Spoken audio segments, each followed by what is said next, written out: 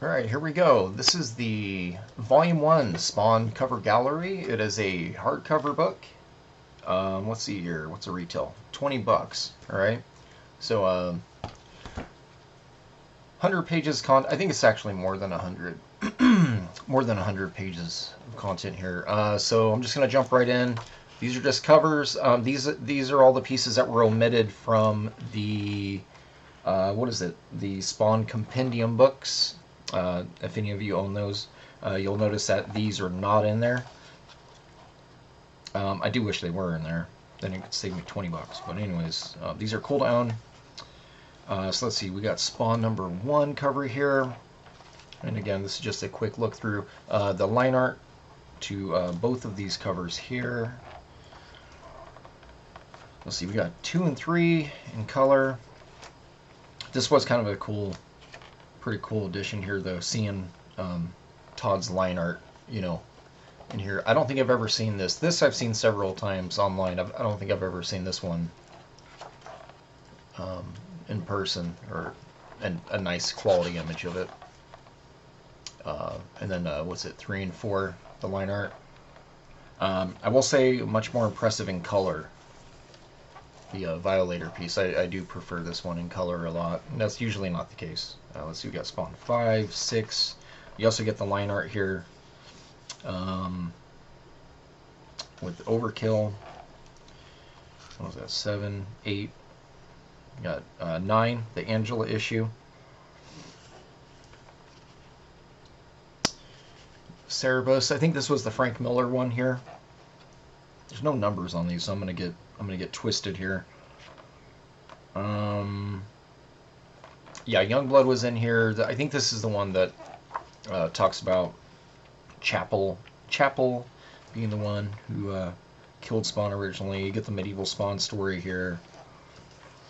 The first Capullo, he did 2 issues right when he came in, helping Todd out, and then he eventually became the full-time artist on the book. So you get these 2 here by Capullo. Some more Capullo, another Capullo, back to Todd, Todd. The Marc Silvestri fill-in issue. Well, it was, what was it? Images of, or whatever it was called. Images, I forgot what it was called. But anyways, all the Spawn yeah, the Spawn creators, no, the Image founders traded books for a month, and McFarlane took over the illustration duties on Cyberforce. Silvestri came over, took care of Spawn. So this is the line art here. Pretty cool to see this in person. I will say the color is much more impressive. I remember seeing the pencils to this, and it was pretty awesome. I don't know. There's a kinetic energy to the colorized piece that I really dig, though. And then back to Capullo, 1994. I think this is where he pretty much takes over the book. And there is a point where Tony Daniels takes over. So these are all Capullo issues. Yeah, up through, what is it? I don't know, like 30, 34, 36, something like that. And then you get Tony Daniels comes in, helps out for a few months. This one here, and then they go back and forth. Capullo, back to Tony Daniels.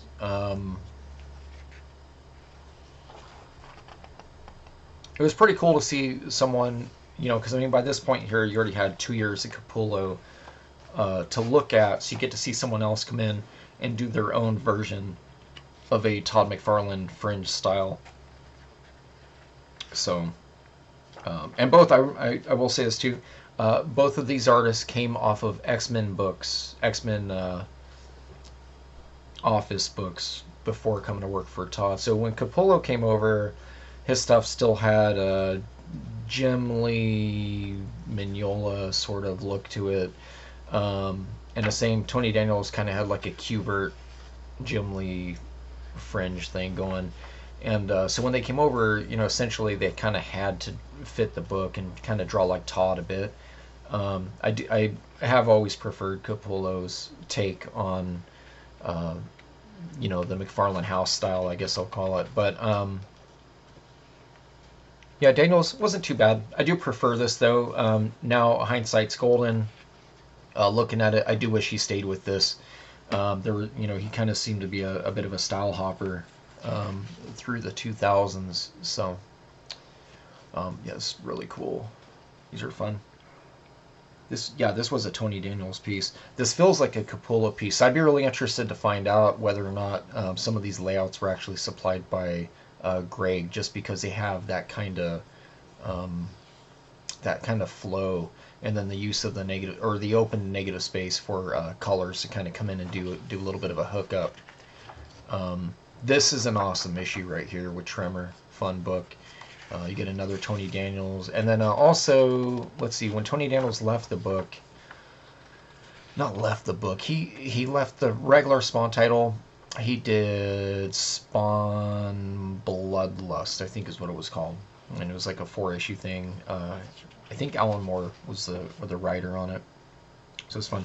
And then you get the first issue here, so you go Capullo, Daniels, Capullo with Danny Miki. So then you get a Danny Miki piece, and then the fully inked Danny Miki was at Spawn 50. I know he was doing assistance beforehand, so he'd always kind of had his hand in the mix of Spawn, and then more.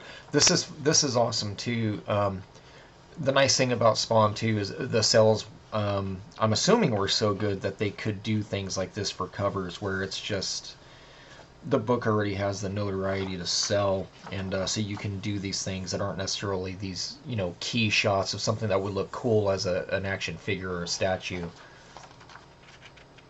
This was really interesting to Capullo's Savage Dragon was interesting. I'm gonna say it was interesting. The clipped waist kind of makes me giggle a little bit. With, you know, he's a tank. You know, from here up, he's a tank. You know, like Juggernaut. And then you get to here, and it's like, what happened? But he looks pretty fun. And again, that kind of goes back to the you know, honing in on the McFarlane energy that Todd used to bring to the page prior to this, just as an inker. I've always really liked this cover, even though it doesn't really make a whole lot of sense. Your eyes kind of get lost here because the way the shading is through here. But I still like it. I like the hands. The hands look pretty cool. Never really cared for this cover here. Just giant faces of large-eyed kids is just weird, and then the you know, the Spawn chains and stuff, and then you get this one was pretty interesting too. Reminds me a little bit of that splash Todd did with Kincaid all strung up. So let's see, you get more Angela. And I didn't stick with the book much after this either. I think around 120 or something like that, and then I bounced. Let's see here. I feel like I'm missing something. Okay, maybe not. Spawn movie hit theaters. You get some Spawn movie variants. There's this one. There was also a Jessica Priest. That might have been on Curse of the Spawn. I'm not sure, but I know there was a few photo variant covers for some of these. This is a very cool cover. I really dig the coloring on these. Oh, by the way, the coloring on these, all of these, is like insane. These books always stuck out on a shelf like a sore thumb, like it or not. If you loved it, you were in heaven. If you hated it, I guess you're in hell. I don't know. Just seeing this book put some ownage, you know, sales-wise and color-wise, and you know, a lot of people didn't really like the McFarlane style to begin with, but seeing it, you know, fandom supported it. So, and a lot of artists were very, very inspired by this stuff. This is a kind of a interesting cover. You get like the bat head, almost looks like a Chihuahua Spawn. So I remember purchasing this and this issue, and I don't recall ever reading them. This one I do. I had this one out a bit. I was working on a book way back, and I remember having this out on my desk. These two, though, I know I bought them. I just don't. They're sitting in a box untouched. Heap. Yeah, I got the action figure to this. This was a McFarlane Toys exclusive. I think I had to get this off his website. I used to be a really big collector of the Spawn action figures back in the day. A lot of store exclusives, Biker Chick, and all those really hard to find ones. Yeah, really popular piece. This was eventually turned into I think a statue. I know it was a toy. But yeah, one of the covers that they chose to turn into like an art piece. This is cool too. Kind of an odd choice that he chose to show Sam and Twitch with this specific cover, black and white here. There's so many other selections I would have probably preferred.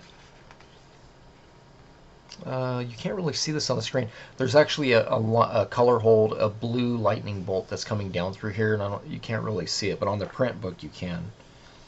So for whatever reason, they just went white instead of. It's like the flash of white with the lightning instead of the dark background with the glowing lightning bolt, which I think could have worked. This is very cool though. You get the silhouette. Looks almost bird-like. Same thing with this one. Let's see here. You get more. This is an awesome. I think this is probably in my top 10 Spawn covers. I just really like this look. As much as you feel, or as much as I always thought, like, oh, there's got to be a ton of shots like this of Spawn in the books. There actually isn't. I think this is the only shot of Spawn, kind of coming full force towards a reader. It's a little reminiscent of like almost like a Frazetta painting, with the